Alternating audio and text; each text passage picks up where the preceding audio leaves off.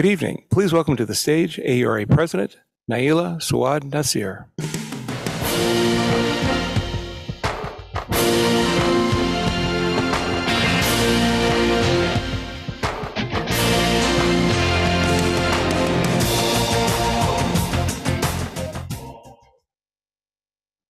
Wow. Good evening. It is wonderful to be here. I have accomplished my first task, which was not falling on that long walk up in these heels that I haven't worn in a couple of years. So good to be here. I could not be more excited for this opening plenary session and the beginning of our 2022 AERA annual meeting. We are here, we're together, we are in person. It's been the greatest joy today to walk around and watch people greeting one another and hugging one another, and it made me tremendously grateful for what it means for us to be in community as scholars, as thinkers, as friends, as colleagues, as academic family. So grateful that you all are here. And I especially want to send a welcome to our World Education Research Association colleagues, who's holding its 2022 annual focal meetings with AERA. Welcome, WERA members. The theme for the annual meeting this year, as you know, is cultivating equitable education systems for the 21st century. Underlying this theme is a deep concern about the state of education in this country and globally, which continues to reproduce harmful inequalities on a number of dimensions, including race. And second, though, what's underlying this theme is a hope and a belief that we can do something different.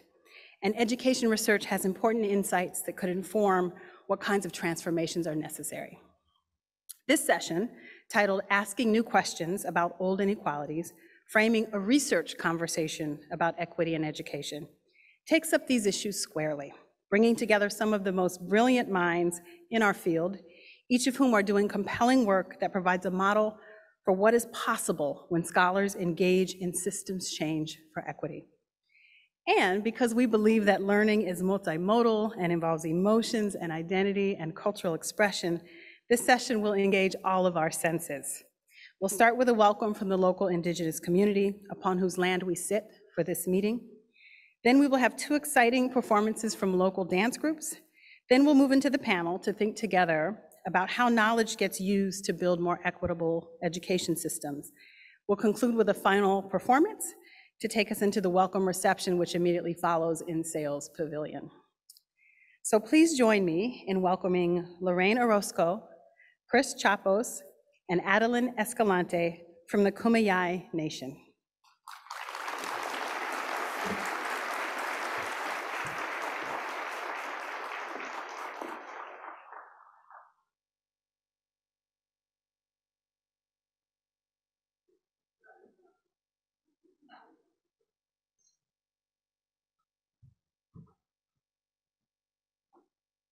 Hauka, Manut Damonwa, Lorraine Orozco, Nui Tui, Sampasqual Mat Kupai. Thank you for having us. We are from the Kumeyaay Nation. The Kumeyaay people have been here. Our stories and creation stories say since the beginning of time, the San Diego region and across the border and all the way to the Colorado River. Our ancestors have been here for, like I said, beginning of time in our ways, and I believe academia is catching up and proving that we have been here. At first, their proof was for 14,000 years, and now we've heard from academia that says 100,000 years. So we are here to welcome you in our way with our songs. We are also part of Kumeyaay Community College, which has coursework that represents the Kumeyaay Nation and our traditional knowledge. We have representation from all of the 12 tribal sovereign governments in San Diego. There are 12 Kumeyaay tribes represented, and we're happy to be here to welcome you to San Diego.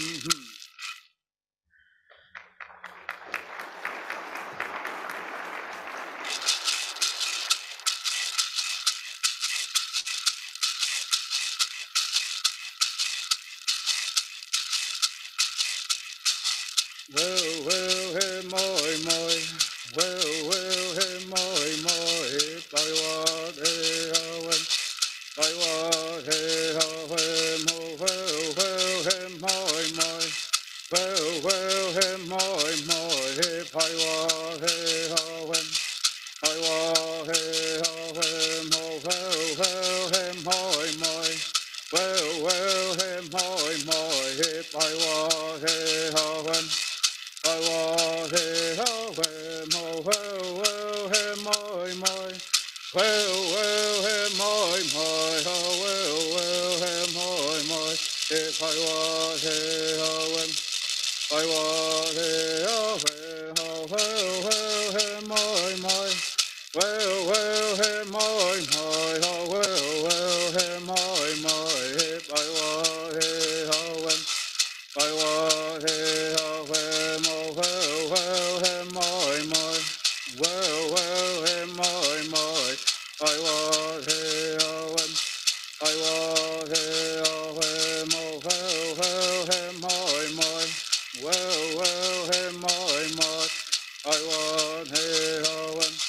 I was I was moi moi. Moi moi. Oh moi moi. I was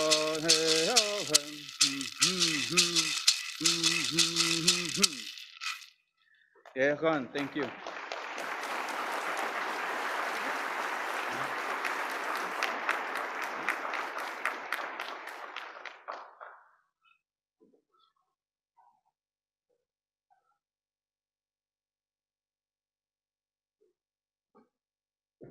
Please welcome to the stage Dr. Naomi May.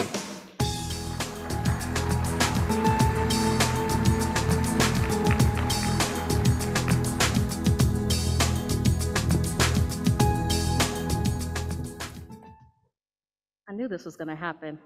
For my folks who like to wear earrings like I do, it's a struggle, Lord. Okay, we're going to do it like this. Hi, everybody. Please, let's give one more round of applause for that beautiful land acknowledgement and welcome.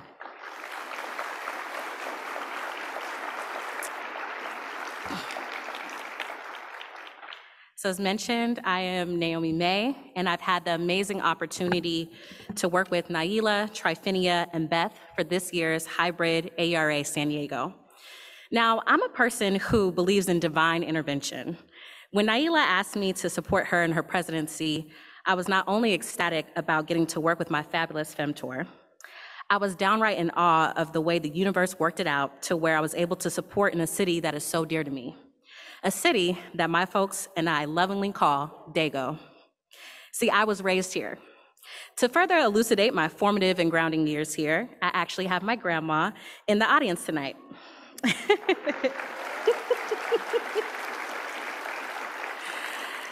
My gram lives about 15 minutes from here and has lived there with my late papa for most of, if not my whole life. See, being from Southeast Dago, I have often heard in my travels and schooling that people didn't know that there was that many folks of color here. Now, I was shocked because I went to predominantly Black, Brown, and Asian Pacific Islander schools. But when I thought back to my schooling, while we knew deep love, care, and community in Southeast, we were both invisibilized and demonized. We were the community that racist vigilantes would call violent and dehumanized us because of where we were from, our low income status, our citizenship status, and our racial and ethnic identities. What they didn't care to know was that while we had to navigate immense structural racism and low resource schools, we taught each other about community and advocacy. We learned how to support one another when we could depend on few others.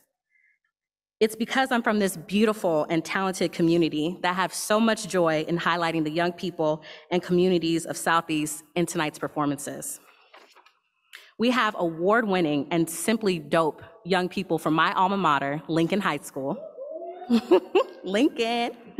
Our drumline and ballet folklorico will grace our stage and give y'all a taste of what we do. Then at the close of this opening plenary, we have a highly regarded Samoan Polynesian dance troupe, also from Southeast, to share their culture with us.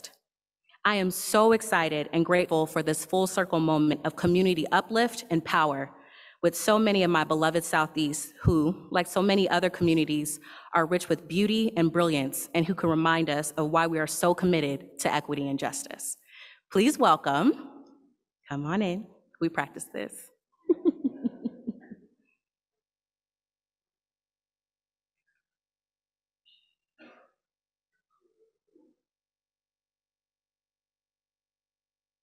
Okay.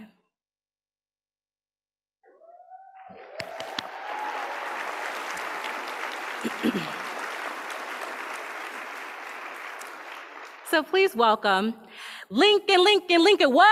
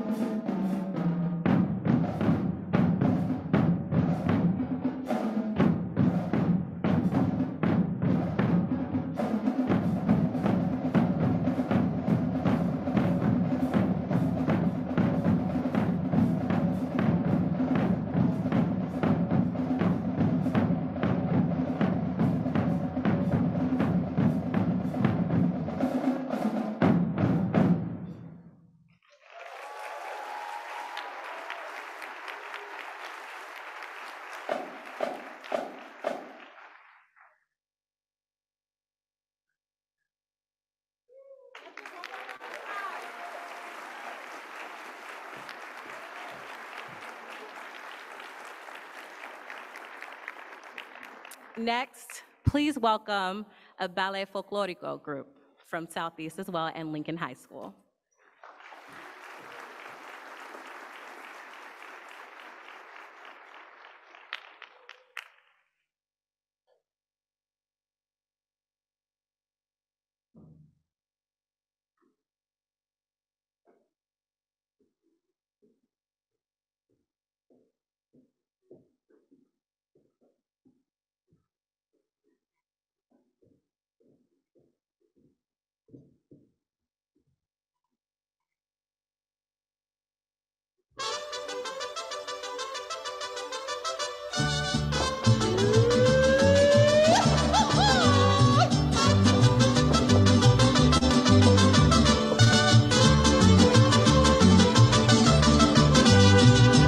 De mis amores, ya no me hagas padecer. No ves que me estoy muriendo por culpa de tu querer. Ángel de mis amores, ya no me hagas padecer. No ves que me estoy muriendo por culpa de tu querer. Dime que sí. Di que me quieres mucho, compadécete de mí.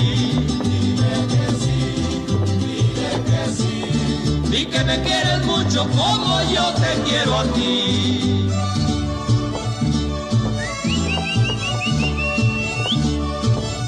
Ahora Torres, cuídate de las moléculas.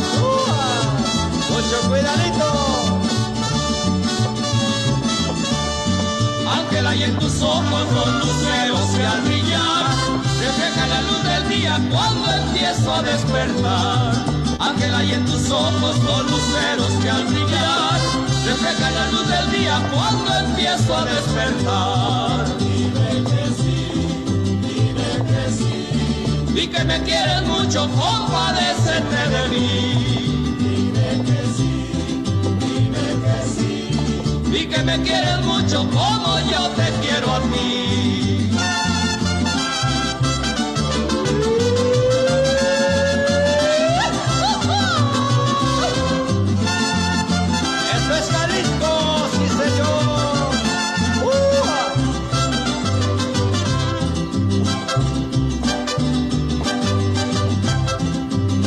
Matías, aviéntate, que de esto no hay todos los días, sí señor.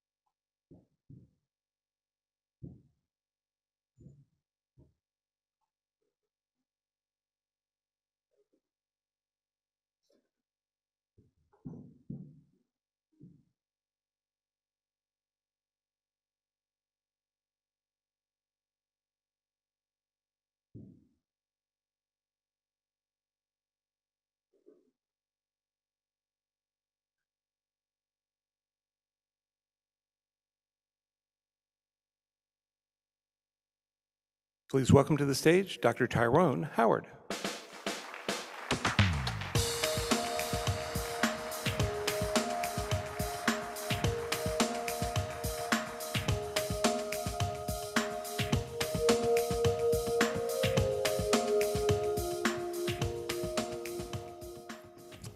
Good afternoon, evening. How's everyone doing?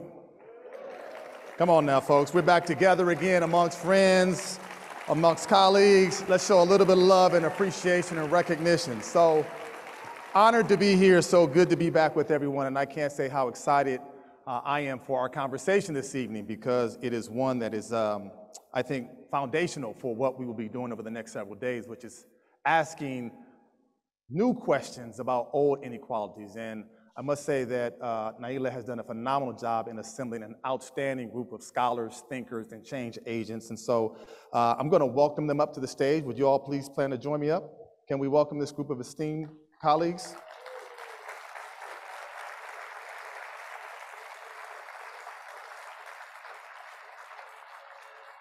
As they make their way to the stage, I just want to give you a bit of an overview of how this is going to go.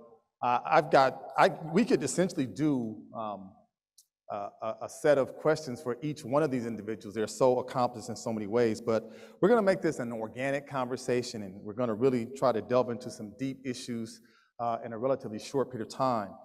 So what I want to do first is I'm going to ask each one of them in one moment just to give their name, their role, a quick, that's going to be the word of the day, quick share of one piece of their academic work that they've done that they are proud of that has contributed to systems change for equity, because that's our question today, systems change for equity. And I'm going to start by modeling that so you can have a sense of what we're doing. My name, as I said, is Tyrone Howard, Professor of Education at UCLA. And I would say that a work that I have been really proud of just in the past couple of years since the pandemic has been my work with the UCLA Center for the Transformation of Schools. And in that work, what we've been focused on is looking at issues around homelessness, issues tied to racial justice across the state, looking at policy and different levers that can begin to bring about strategic planning, whole-wide sale change to see how you can begin to create better opportunities that begin to unpack some of the challenges that we see with our minoritized communities. And that work has been engaging with lawmakers in ways that my work is not. So that is the kinds of system change that my work is doing now, which is different from how I've done this work in the past, where I've looked more specifically at teachers, schools, learning within urban context. So I'm going to start off and have each one of our panelists. I'll start off with Hiro. Do you want to tell us, again, who you are, your academic institution, role and title, and one piece of your academic work focused on systems change? Sure. Hiro Yoshikawa. I'm on the faculty in applied psychology at NYU Steinhardt, and I co-direct a center called Global Ties for Children. There, I'm a community and developmental psychologist. And one piece of work I'm proud of that I think entered the discourse around some of the systems change around immigration was a book called Immigrants Raising Citizens that was kind of put this population of undocumented parents in the United States on the map. It was fun to write. It was actually about 85% ethnographic, about 15% quantitative work in a mixed method study, and ended up kind of putting me into that research area, contributed to some legal cases around DACA and other things in immigration policy. So that was a fun book. I'd like to write another fun book like that.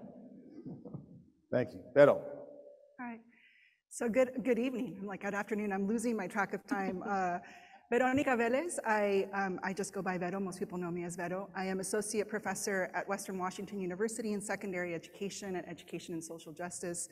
I think the piece for me that one of the pieces I'm most proud of is the piece I worked on, and I know he's in the room back there somewhere, Dr. Danny Solórzano, who is my mentor, around critical race spatial analysis, bringing the worlds of critical race theory and geography and spatiality to ask questions about the intersection of race, space, and educational opportunity.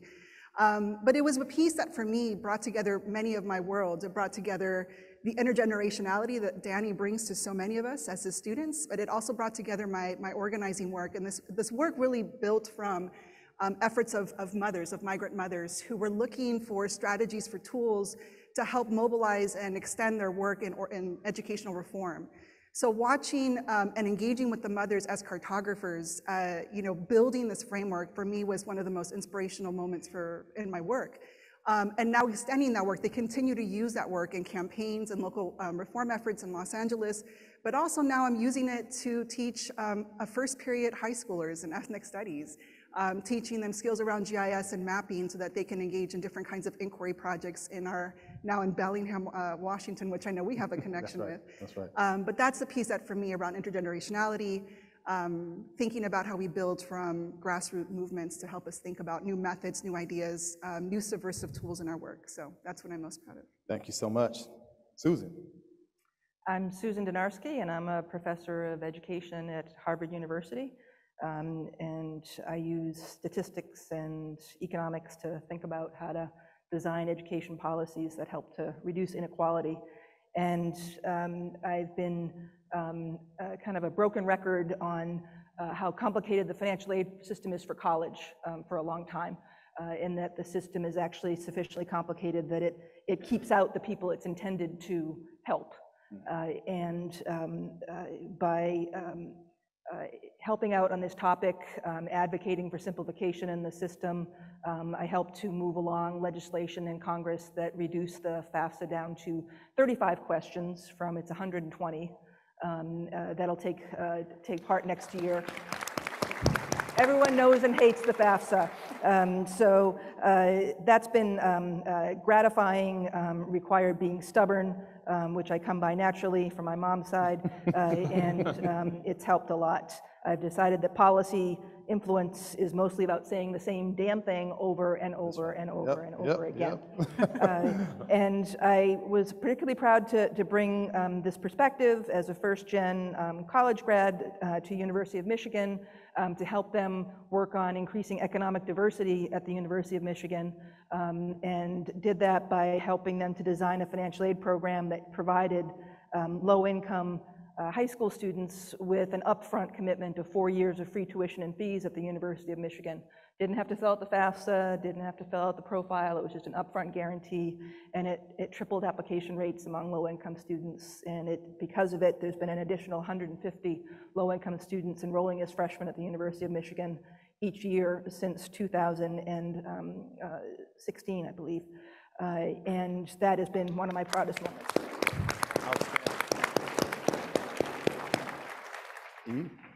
Good evening. I come from a robust call and response tradition. Good evening. Hello. That's right. Hello. That's right. Thank you. I know we're all a little jet lagged. I'm Eve Ewing. I'm very honored to be with my esteemed colleagues here. I'm an assistant professor at the University of Chicago, where I do research on race and racialized hierarchies in public education, as well as direct a small research group called the Beyond Schools Lab. And the work that I'll talk about that I'm very proud of is my second book, Ghosts in the Schoolyard, Racism and School Closings on Chicago's South Side, which is a conversation about the ways that history and context inform our understanding of the 2013 school closures in Chicago, which were the largest mass public school closure in American history. And I'm really proud of the way that, and surprised by the way people within the district have actually taken it up as an internal teaching tool to re-examine the way they engage with community members in making policy decisions. Part of that is facilitated by the fact that the people who are very culpable and have made some damnable choices in the book are no longer within the district, so it makes it easy for people to take your advice when they're not responsible for it. But I think I'm actually I'm a former middle school teacher, and so I'm even more proud of the ways that young people have engaged with the book. In all kinds of creative ways. I really tried to write an academic book that I thought a precocious high schooler could read.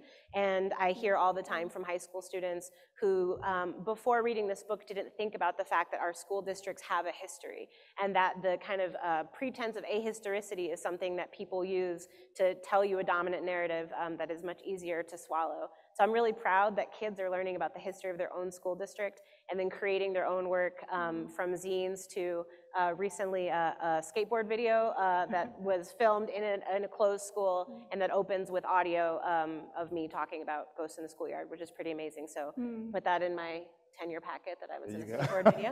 That's right. So I'm very proud of that. Thank you so much. Thank you so much. And joining us via Zoom, correct, we have Linda Smith. Is Linda able to chime in here? There she is. Can we welcome Linda, please? Greetings, everyone. I hope you can hear me. I firstly want to also acknowledge the land you're on in place, the Kumeyaay lands, and bring greetings from my lands. I also acknowledge the lands of everyone, those of you who are on this virtually as well. Thank you for having me. My name is Linda Tuhiwai Smith. I'm a distinguished professor at Te Whare Wānanga o Awanui Ārangi, which is an institution of higher education in Aotearoa, New Zealand. And that's where I'm beaming in from.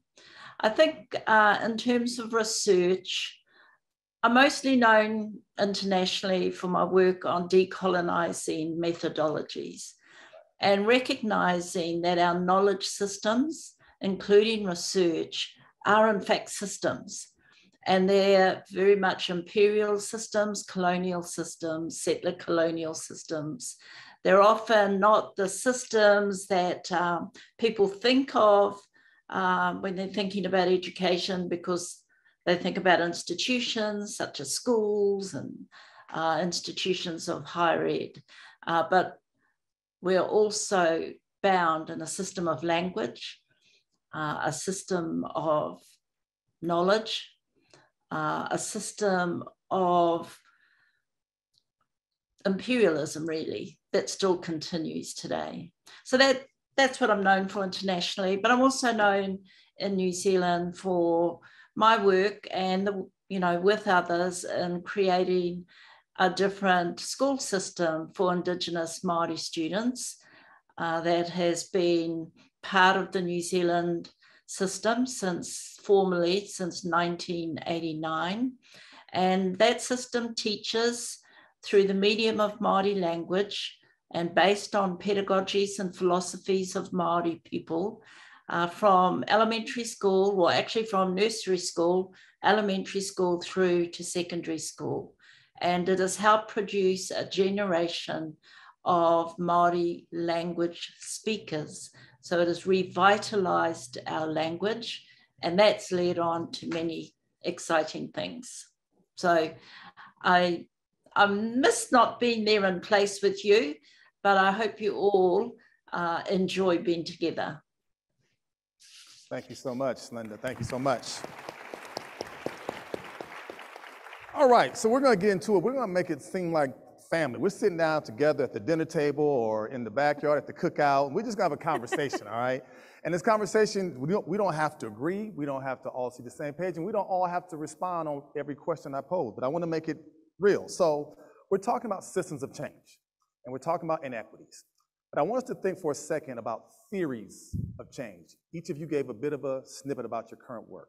So what is the kind of theory of change that you bring to your work, and what's the role that research can play or should play around system change? So who wants to first take a stab at that? I'm looking at Hiro and Vero. When do you want to take a stab? Sure, yeah. So last year, with two wonderful colleagues, Andrew Nalani and Prudence Carter, we wrote a paper on where we were asked a question. Actually, it was a paper that brought us together, but it was really challenging, which was when has research actually made a difference in reducing societal inequality? Societal inequality. So I'm not going to give away the cases where we feel it might have happened, but actually two areas that were the most under-researched, we thought, among kind of 6 types of research or pathways in which research can make a difference in inequality. And those are one on social movements and then the other on elite institutions. And so I think one question that puzzled us was how and when can research on social movements actually affect social movement strategy? And I would love to see research that actually does that, because the overall frame for this book was that there's been work on distributional inequality, on relational inequality, but rarely on both kinds of inequality together, right?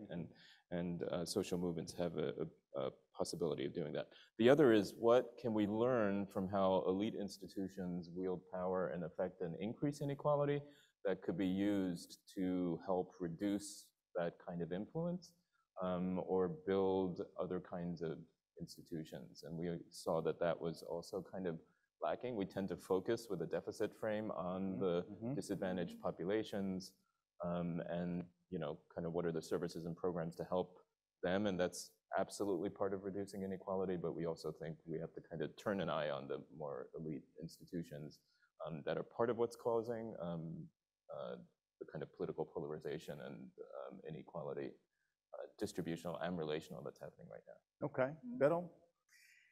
You know, it's interesting because I think about my trajectory into the academy was an interesting one. I actually never thought, this is all like by accident. I always think about, I ended up in higher education or in grad school by accident. But I came into this as a grassroots organizer. I was a grassroots organizer working for 15 years with migrant populations. And so in some ways, there's a certain sensibility that happened when I was an organizer, that I came into it thinking like the academy wants different ends than the kinds of things that I think grassroots organizations and young people and families were fighting for. And I think that it allowed me, I think, in some ways to be more vigilant about how I articulate my own theories of change as an aspiring scholar, an aspiring mentor, an aspiring teacher. So I think for me, one of the things that I think I have thought long about, right, and even in my own scholarship, what does it mean to invest in movements and not institutions? And I say that because I think we're all in sort of, in many ways, many of us here are invested in thinking about how can we figure out or tinker with or transform these institutions. And I think we've been in that kind of in that place for a long time. And you know, a lot of the work I did with families, it wasn't really about fixing schools. It was about finding a place and engaging in this deeper humanity of who they were and being able to live como en paz, to live in peace and to have joy. And I think that drove the movements that we were a part of. Yes. And I think that for me, that's something that I'm constantly coming back to. You know, how do I articulate when the institutions that we all work with can be really seductive in pulling us into certain logics about research and about what we're doing this, for what and for whom we do this work. So I think that I still continue to be driven by my organizing work in thinking about how I think about theories of change and how those, and who gets to articulate those theories of change, even as researchers. Gotcha. Eve, you want to jump in there? Yeah, I mean, very much picking up and appreciating what Vero said. I think that the idea that systems change merely when we provide them with information, that there's no kind of dynamic of power at play, and that if people only knew better that they would do better, I think we have to be kind of disabused of that naive notion. And I too come, you know, from as a Chicagoan, I'm contractually obligated to shout out that I'm from Chicago in any public space several times, multiple times. So, you know, I come from this also kind of robust organizing and activist context. And so we understand that power concedes nothing without demand. And so for me, my kind of theory of change is that people have every incentive in the world to maintain the status quo, and it's rarely the absence of information that's the issue. And so therefore I see the role of researchers as being, as a person who grew up on Sesame Street, I say like a person in your neighborhood, right? That how can we be in community and in relation with other folks that are working towards this kinds of systems change, and support them in providing information, support, resources, to be working together as a team. And another important part of that is I really believe in the power of storytelling in art, and that we need to be able to you know, master narrative. We need to be able to tell a good story, and that a lot of the crises we see in educational spaces that I'm sure we'll be talking about all weekend are because folks who do not have the interests of the most vulnerable in mind have captured a narrative, and they've captured things that we hold dear to our heart, ideas that we hold dear to our heart, and twisted them into something that is very useful because they're very good at that. And so we have to be better at that. Nice. So power of storytelling, movements, not institutions. I want to bring Linda and Sue in here. So let me start off with Linda, because Linda, your work has been important for all of us, many of us here, myself included, because you've helped us to understand essentially that research methods matter. And the questions we ask and the way we go about engaging in this work is going to help yield what our outcomes are. You have a long history examining issue around indigenous rights, language rights, sovereignty rights. Can you talk about how you think about the way methods matter? And you have been pioneering in your work around decolonizing methodologies. Talk to us about why methods matter as we think about this work of engaging and disrupting inequalities. Good question. Because our methods are often based on our assumptions about how the world works and what's real, what's important, what's significant, how a question is framed, for example. And to me, methods are very much socially constructed. People like to say that education, for example, is neutral as a tool. It's a tool of liberation. It can be, you know, a tool with a great deal of hope. But we also know from the residential school systems that, and the way Native peoples have been educated, that many of those tools were targeted to destroy. And so they're not innocent. And the tools that we use in research are not innocent, they're not neutral. And we have a responsibility to think about where they came from and to think about how we use them, to think about the way that those tools have been designed to produce certain kinds of knowledge and to reproduce certain kinds of knowledge. And, you know, I think in my work, it's really important, you know, that we don't just dismantle, that we don't just use tools to dismantle inequality and racism and colonialism. We also need to design tools that build our capacity, that invest in a different imagination of what's possible. And we have to do both things simultaneously. I mean, I think that's the work of a decolonizing scholar, is that you're critiquing and trying to dismantle some things, but you're also trying to build and demonstrate and show other things. Mm-hmm. Thank you. So I want to turn to Sue now, because you come to this work as an economist, and you bring a different set of tools to Linda's point, a different set of sort of mechanisms to analyze inequality. So can you talk for a second about sort of how you see your work as an economist informing discussions around public policy? You've done work in particular around college affordability, issues tied to student loans and financial aid policy. So what's the role that you see as an economist as we think about issues tied to inequality? Well, first thing I want to say is that I was forced to take my very first econ class as an undergraduate, and I hated it. So I did not, and that was my last economics class as an undergraduate as well. So my first career was not as an academic, or certainly not as an economist, but as a union organizer, and helping to form unions at universities among secretaries and library workers. And so I came at thinking about educational institutions as being full of humans, and being about power, and that you change organizations not by having a bright idea, but by talking to lots of people until you've got enough of a critical mass to make a change. And so that's what informs my work as an economist at this point. Ideas don't make society change, people make society change. We can, as researchers, help to put out ideas and concepts and data that help arm people to make that change, to talk to each other. We can get concepts and ideas into the conversation. We can also partner with change makers in designing policy that is informed by history and by research and by the data. I think where we tend to fail as academics engaging in policy is when we sit in our ivory towers and design a perfect policy and then parachute in someplace and try to find somebody to put the policy into motion and to test it, because that's just not how organizations do anything. So when I've successfully made some policy changes, it's been by working intensively with the people who actually run the place, which is not the people at the top of the organizational chart. Who runs it is the people down the bottom of the organizational chart.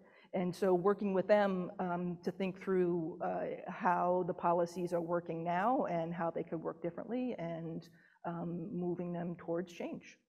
So a lot of these policies, let's just be frank for a second, folks, have oftentimes been rooted in deficit ideology. How do we fix these people? How do we change these communities? How do we get their practices to be different? And when you have these deficit ideologies that serve as the foundational way for the questions we ask or the methods we use, it's only going to yield deficit kinds of outcomes. So I'm curious as to how you all think about your work so that you don't reinforce or reinscribe those deficit notions. And what do you do to try to bring more asset-based approach? Let me start with you, Eve. Sure. So, I think that one thing is that I know we'll talk about this maybe a little bit later, but I think about the question of accountability. And I grew up, probably like many of us, and why we came to this work, where you could describe my early life as a series of those check boxes, right? The kind of neighborhood I lived in, the structure of my family, the adverse childhood experiences. And when I think about myself as a person, I don't think about myself as an accumulation of deficits. That's right. And I don't think anybody who loves a child thinks about a child as an accumulation of deficits. And so I follow a simple rule, which is I try to talk about people the way I would talk about them to their face. And because I remember how it felt to hear that kind of deficit language, and I think that those are some of those earliest messages we we intuit as children, that even if you've never heard some of these coded words, you can tell by the way people say it, what they mean about you and where you're from. And I also think, you know, like many people here, I've also really tried to keep Eve Tuck's a classic seminal essay, Suspending Damage, at heart. And the simple question of what happens when we center community desire, right? What happens when we ask that simple question all along? Well, what do people want? What do they desire, right? And desire is something deeper and more spiritual than mere wanting. And so that's kind of a check I try to keep on myself in my own work. Vero, how about for you? Well, again, I want to kind of honor that I come out of a very particular training at UCLA, right?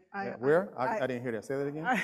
You know, just, you know, UCLA. I wanted to I couldn't miss that opportunity. Come on, man. I actually was, but for those of you that know, I was actually a TA for Dr. Howard back in the day, and I was like just in awe of like watching this incredible person just teach 400 people in an audience and able to engage a conversation like a seminar. I mean, that's another conversation for another day. Thank I you, just want to honor that work. That. But I do think that training with Dr. Solórzano and my training in critical race theory, my training in Latinx critical theory, really, because it's a political anchoring that you know, we must, there's a, you know, it forces us to think about, like, in every part of our work, from beginning to end, to think about how are we resisting these ideologies that continue to position communities of color in a very particular way. And so for me, you know, and this is something that, again, we get a lot from being Danny's students, it's like, rest in that lineage. Go back, because I remember I would take detours, and Danny's like, go back to Du Bois. What are you doing? Like, go back to like our political anchors, go back to this training. And then I think for me, it's also been really, really important to be a part of collectives. I mean, another part of that, he has a lesson that he left with us is that, one, we cannot do this alone.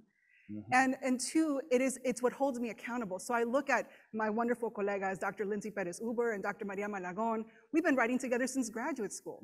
And it's those spaces where you develop community, you develop sisterhood, right? To think about holding you accountable, like, wait a second, Vero, this is starting to dip a little bit into like, let's bring this back. I think about my beautiful hermana, Dr. Longoria at Western. We've been working on this work around ethnic studies pathways, but ethnic studies has become under fire for lots of different reasons. How do we hold that together? Those collectives are really important. But then the collectives that I've built with families and with youth over many years also hold me accountable. And I think, so my investment again as an organizer is to think about investing in movements, investing in collectives, being a part of spaces where we think critically and creatively about how we will relay the story. That's right. Because even when we inadvertently don't intend to, we can, right? I mean, we've seen this work happen. You know, and so I think this is what for me has been important to keep myself always in check, right? Wow. And I'm really honored to be a part of those collectives, both, you know, my academic and also community-based work. Said by one of UCLA's finest. Thank you so much, Vero, on that. I got it. How about for you, Hiro? How do we avoid these deficit notions in our work to make sure that can't be used and co-opted in ways that sort of undermine the very issues that we care most about when it comes to inequality? Yeah, sure. I'm doing quite a bit of work on refugee child development among refugee populations, like Syrian refugees in the Middle East and Rohingya refugees in the Cox's Bazar district of Bangladesh. And there is not a sector that's more prone to deficit perspectives potentially than the humanitarian sector, which is often kind of based on defining refugee populations as kind of experiencing nothing but trauma, right? And that resulting in the displacement. Now, of course, part of that is true, but I think in terms of our research, what we're doing is partnering in ways that really check this tendency. So by finding, for example, not working with just the largest NGOs, which everyone knows the names of, but actually finding the small NGOs that are more likely to have refugees in leadership positions, and not coincidentally have much more closer relationships to the language, the culture, in this case, the Rohingya are an indigenous and very rich culture with multiple generations of socialization. So to try to work with those organizations, to work with scholars from who have lived refugee experiences, and then to use methods that are suited in that context. Certainly, a huge range of methods, some of which are kind of odd, like rapid ethnographic, like rapid field note, like short observations. These are crisis contexts. They're really rapidly shifting. Often you can't be in there for kind of like months at a time or that kind of thing. So adapting the methods as we're building also quantitative methods and tools and measures, but using a wider variety, I would say, of qualitative methods to feed into the quantitative methods. Yeah, no, it's good. So Linda, we oftentimes have a lot of younger, newer scholars in our audience here at AERA. What would you offer as sort of pitfalls and avoidances to ensure that our methods don't sort of go down that rabbit hole of doing the kind of deficit work that is so that's done so much damage to BIPOC and to low-income communities? It always helps to work as part of a community, even for researchers, and not to see research as this position of power, that the researcher has a particular kind of gaze, has a particular frame, has a particular set of tools that they use, and that's somehow exceptional and wonderful, and that the people that they're working with don't have those sorts of tools themselves. I mean, I think researchers need to humble themselves, get off their high horses of fancy words and, different models and different theories, and really work with, in collaboration with, in relation with the communities that they're trying to work with. Researchers need to not take out a savior mentality, that their job is not to save people from themselves. I think the job of research is to research, to produce knowledge, but to understand the way that knowledge itself is created by human beings with interests. And researchers are part of the human race as well.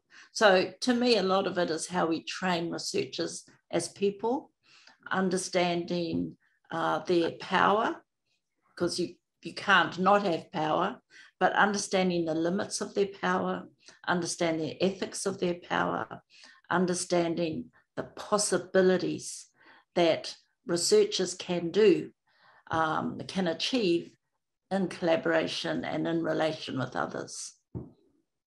So no, I appreciate that. I think about what each of you said, and for me, it's always been rooted in my why.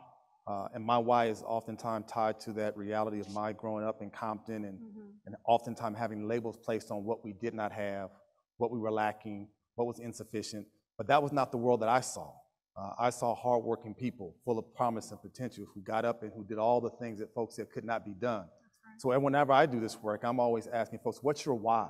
What do you think about this particular community? What do you think about the individuals who are part of that community?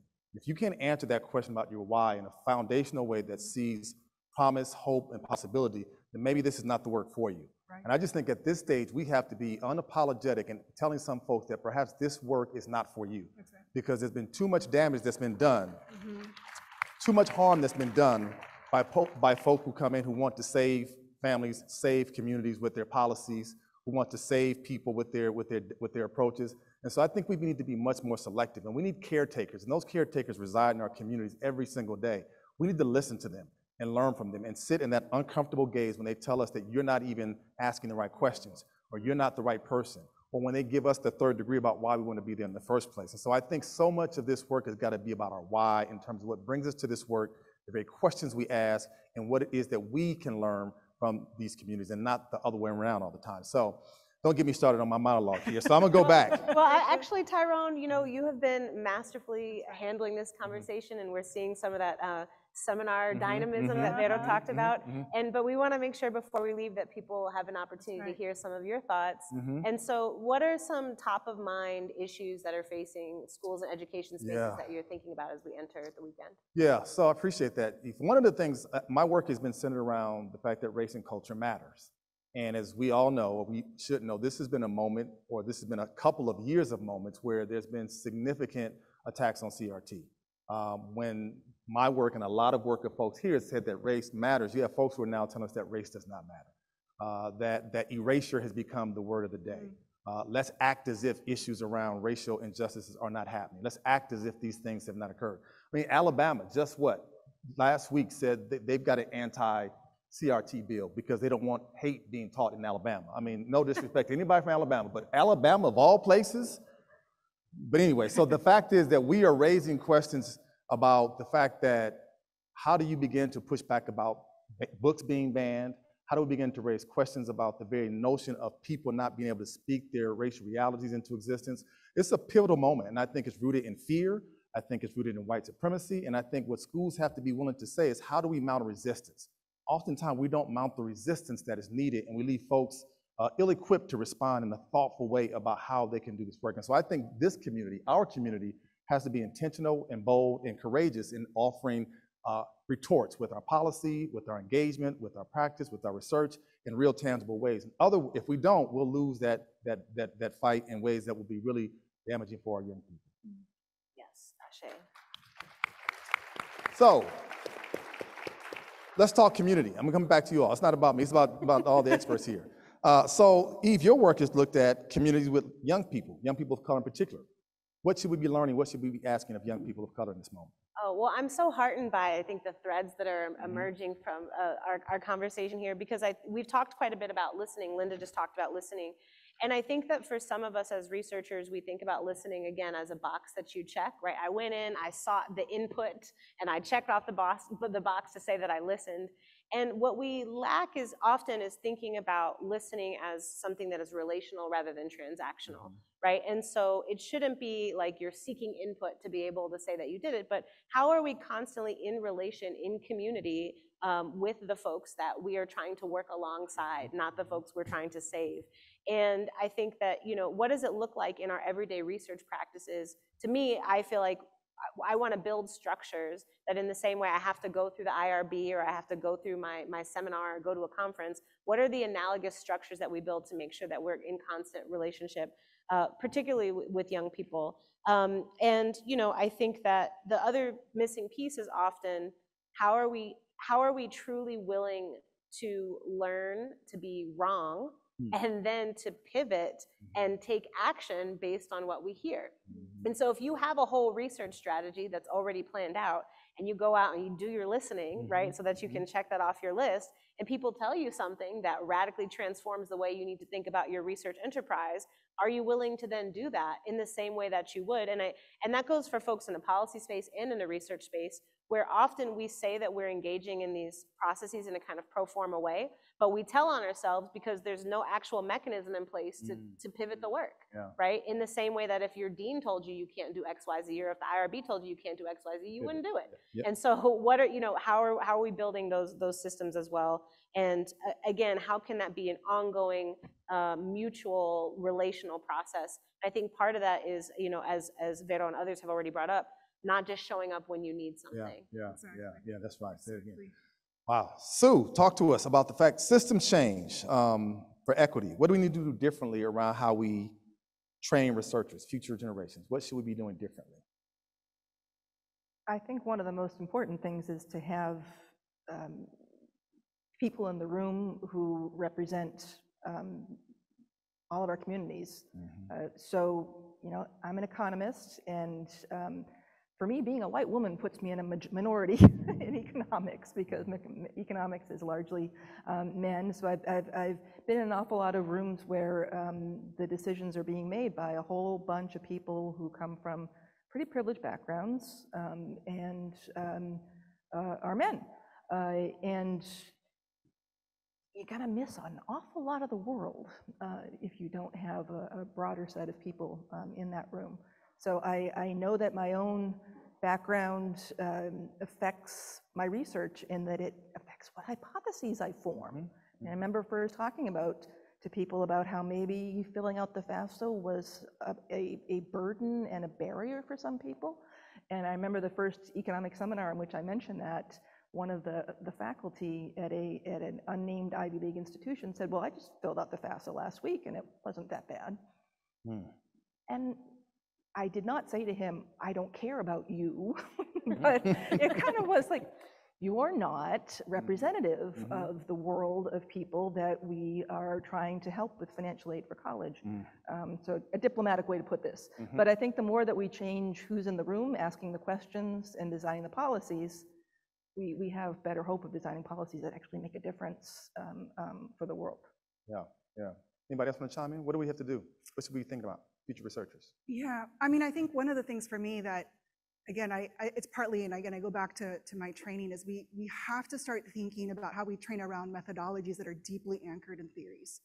Too often we treat these two things as separate, and I know that for a lot of us that is, we can't articulate our methods and our methodologies without our theoretical, or, to use the $15 words, without the epistemological, ontological, and axiological commitments, right? That's right. But those things are so important to us. I can't approach, so to take an example, I think, if I didn't think about GIS and how it's been used for surveillance and to colonize the world, what good does it do for me to think about MAP to study race and racism? I need to think about those tools as colonial tools, and then to work from that place to think about what can they become, what can we do with them? I think that's important. We have to reckon with the kinds of tools that we know have been used to harm our community. So without theoretical anchors, without that kind of linking for me, I think we run into danger. And then the other thing I would also say is that I think we need to start training folks to write for the public knowledge outside of just the academic journals and the ways that we write and produce scholarship. So I'm thinking about I took an incredible training not that long. I haven't done any op-eds or anything like that yet, but I mean, it was interesting to think about, the training. They're like, you academics write in such inaccessible ways. And I'm like, it feels accessible to me, but you have these moments that you realize we need to start contributing to public knowledge, public participation in ways that invite folks to engage with us. And so I think that goes back to, I think we need to have a different way that for those of you in the room that are administrators and those in power, we need to have a different process by which we're measured. If we're gonna be writing for the public and doing community-based work, that needs to be honored by our institutions as well. I think too often some of us who are, first gen, trying to just navigate that first tenure track job, it's hard to step out of the tenure expectations of what we gotta do. But if we're gonna be committed to this work, we need departments and colleges and universities that honor this work.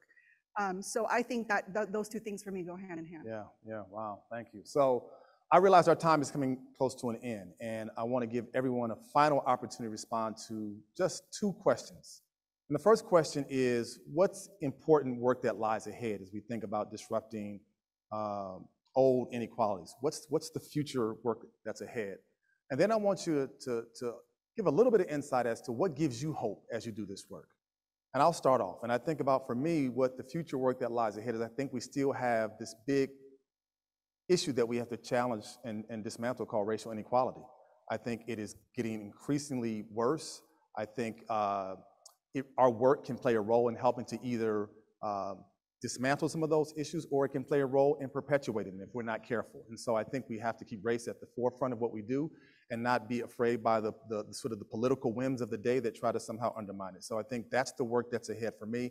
And what gives me hope is watching someone like Vero, who I remember as a young graduate student who came into the world, and I look at her now. And so what gives me hope is the junior scholars who are pushing us older folks to ask different kinds of questions. What gives me hope is that they are not settling for the old ways things have been done. What gives me hope is that we have individuals who come from the very communities that we have been advocating for the longest, and they're saying this is not enough. So the hope that I sort of wake up to every day is seeing a younger, eager, hungry, courageous, and bold group of young freedom fighters and scholars who are willing to say that we can do more. And so I'm really inspired by that. So Linda, what brings you hope?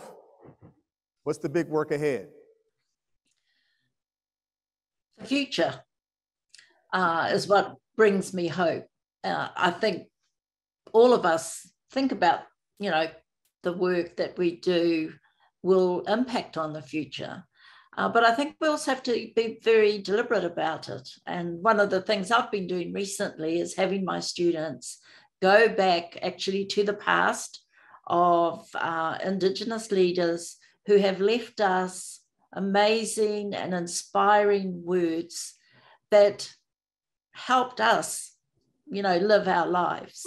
And my question is to my students, what are the inspiring words that we know will carry across time, 100 years, 300 years, 500 years? That has to be our time frame. I think in the Indigenous world, we have a long view.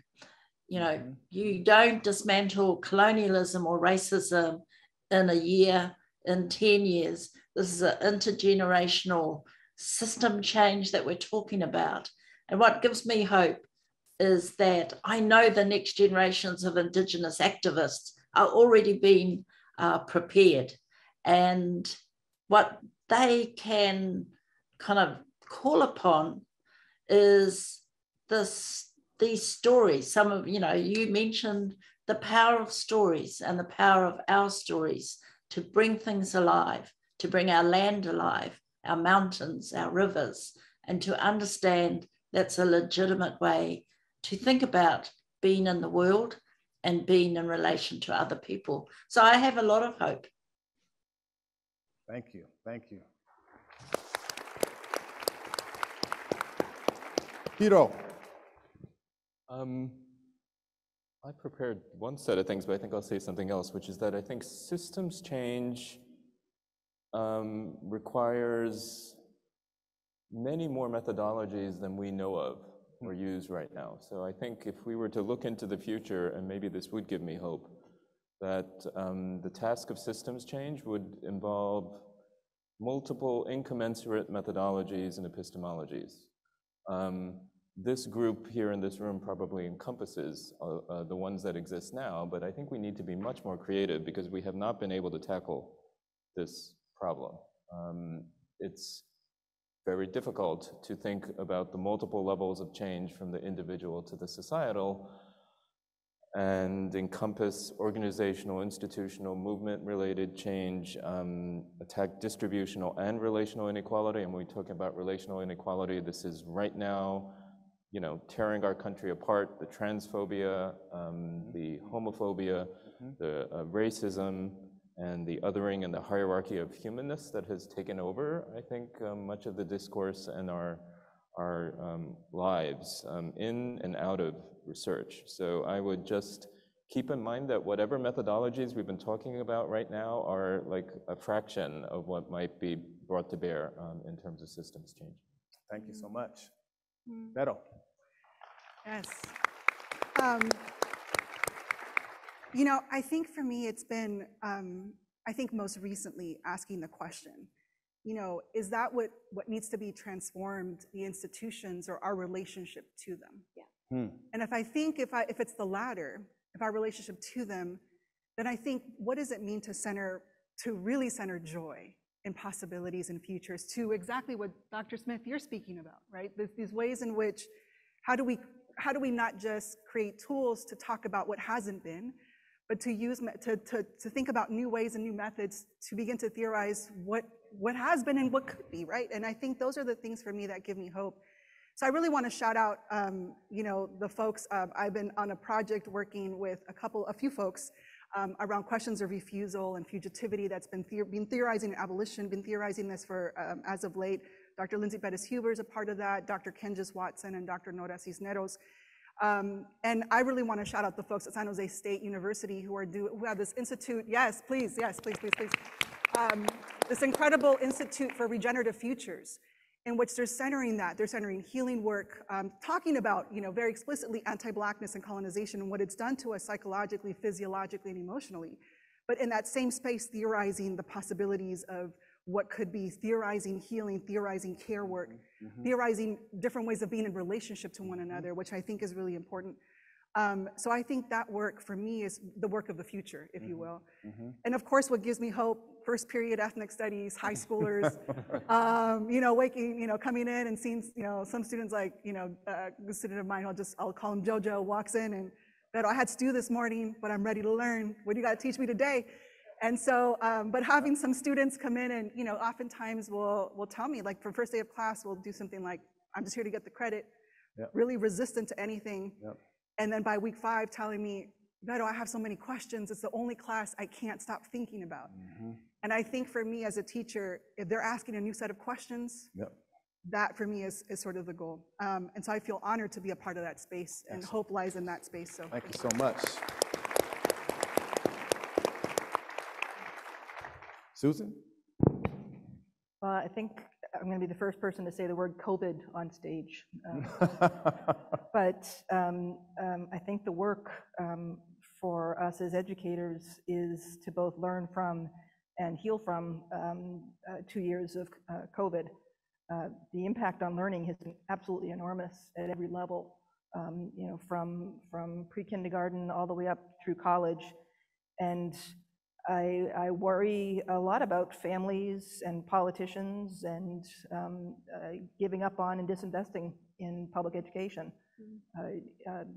Private school enrollment has gone up, homeschooling has gone up, and both of those are the right solutions for some families, but when they go up as much as they have and have continued to stay high, I'm really worried about what the implications are for inequality. I homeschooled my kids for several years, and I will say outright that homeschooling is kind of a great way to perpetuate inequality because it really depends on the resources that you have at home. And if public education is about putting all our resources together to help all of the children be the most that they can, we need to heal that community again and build back what was lost. No, thank you so much. Thank you so much.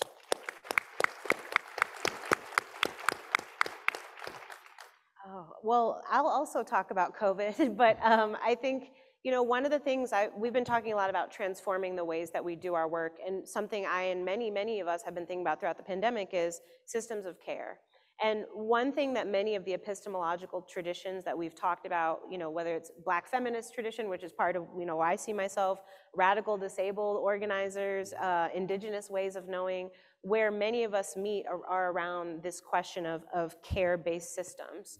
And I would like us to think about the ways that extractive and abusive and colonial ways of being not only impact the way we do our research and our, deficit framing and things like that, but also impact the way we treat one another, impact the way you treat your graduate students, impact the way you treat your undergraduate students, impact the way you respond to people who are asking for help and who need care in our communities. And I think that, at its core, I'm still proud to see education as a caring profession. And so I would like us to think about how we take that to heart in everything we do, from bottom to top, and what it would look like to have methodological orientations that are rooted around this notion of care, which I take from Audre Lorde, which I take from Bell Hooks, which I take from Patricia Hill Collins, et cetera, et cetera. And so what gives me hope? Nothing. I don't, and here's what I mean by that. I don't think of hope as something I receive. I very much believe what the abolitionist Mariam Kaba tells us, which is that hope is a discipline. Hope is something we do. Hope is a praxis, right? And so I'm a very pragmatic person, and I try to have a positive orientation towards life, but it's less so that I look out onto the world and think about how hope is something that I can receive, right? But how all of us can engage in working towards those futures that we're trying to build. And so that's what I am engaged and excited to do. Can we give this phenomenal panel a round of applause? Thank you, thank you, thank you, thank you, thank you, thank you, thank you, thank you, thank you, thank you. Also big, Michael. Also big thank you to our president, Naila Nasir, for the vision in putting this together. I just have to add this last story. It's 25 years ago, if I'm not mistaken. I'm going to put it on the spot. 25 years ago was my first AERA. Wow. And I'm a naive graduate student trying to look for anybody who even closely looks halfway as lost as I was. And I bump into two ladies and one gentleman, Trifenia Peel, who was there, Jerome Morris was there, and Naila. And 25 years later, I can't say enough about how proud I am of all of you and what you have done. Let's make sure that we continue to do this work so that 25 years from now, they're not asking these same old questions about inequality. So thank you so much, okay?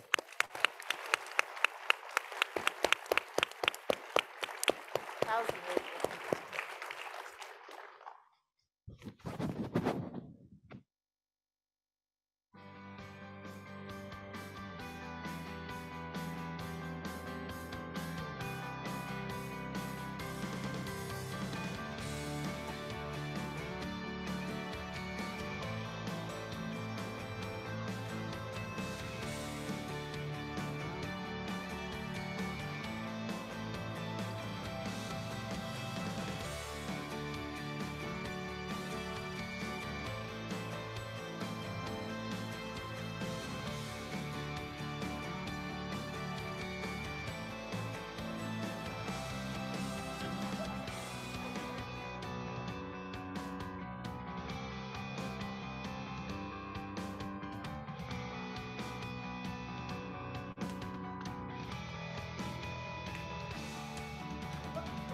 Thank you. Hello, hello. Oh, hey everybody. We are not done yet. We have a final performance for you all. So please say, if you can, appreciate it. Oh, I'm actually bringing them out now. Okay, for our final performance, please welcome Taupo Samoan Polynesian Dance Troupe.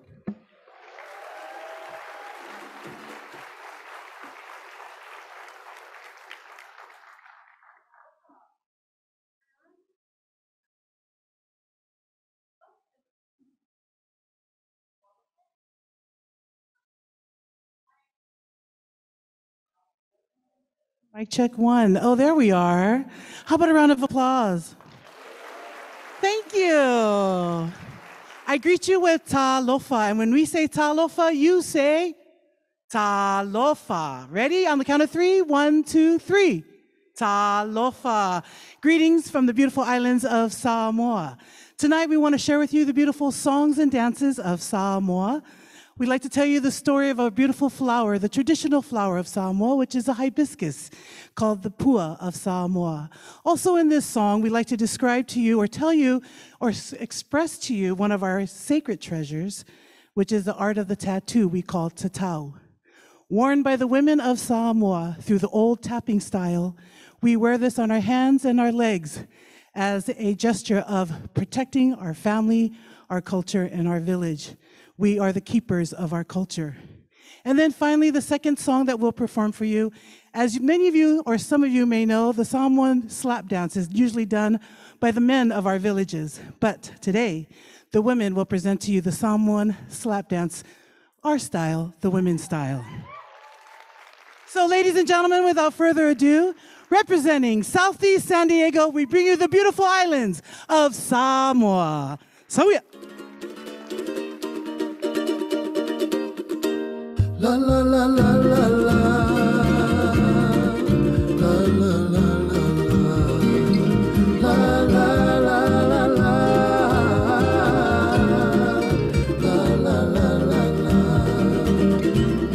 Tau so sei ile pua Samoa masu isa una le moso oi mano sa upese ipese na malie fia fia nana esele matango fie ani mai fisanga tata famai o ata le pua Samoa e mo mi atanga Selola lele, ile pua Samoa, mana yele vai, lela lola ni atoa.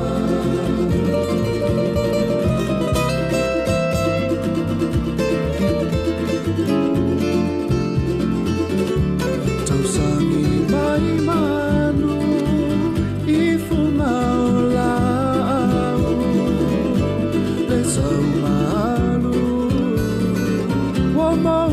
tu i maunga Sauia la ubele Ifo mai aloa Whapale na oe Ile pua Samoa Aki mai fisanga Tata whamai o ata Le pua Samoa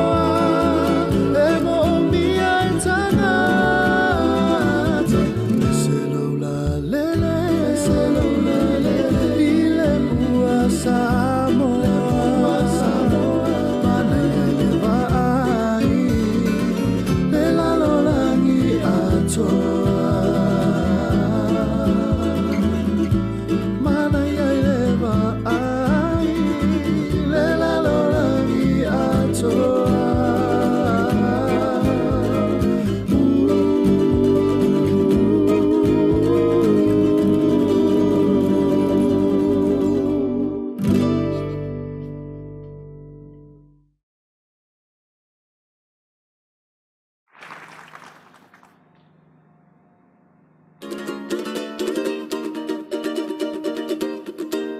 La la la la la la. La la la la la. La la la la la. La la la la la.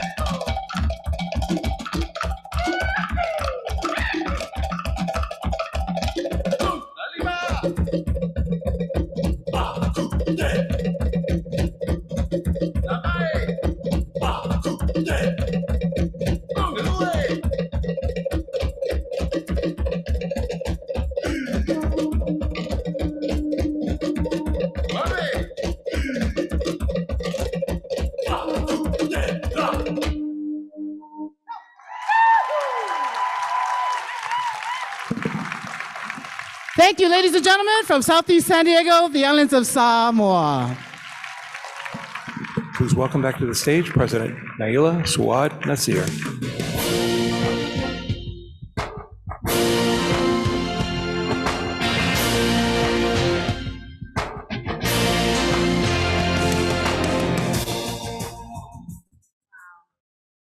One more round of applause for those amazing performers tonight. That was beautiful. I want to thank again our panelists. That was everything I had hoped for. You all were honest and insightful and left us inspired and hopeful, and hopefully in a place where we're going to really engage some great conversations over the next few days together as a community. That was a wonderful opening. And I want to especially thank Naomi. And the way that you brought Southeast San Diego into our conference space this evening, it would not have been this without you and your hard work and your tenaciousness. And she came to my office one day and said, okay, now what is this opening plenary? What else are you gonna do besides the talking? And I was like, So this is, really, really, really beautiful and due to your hard work. So thank you for your partnership in this. And I wanna invite you all to join us in the opening reception next, right now, following in the sales pavilion. Have a drink, have some food with us, and we continue the conversation. Thank you all for coming.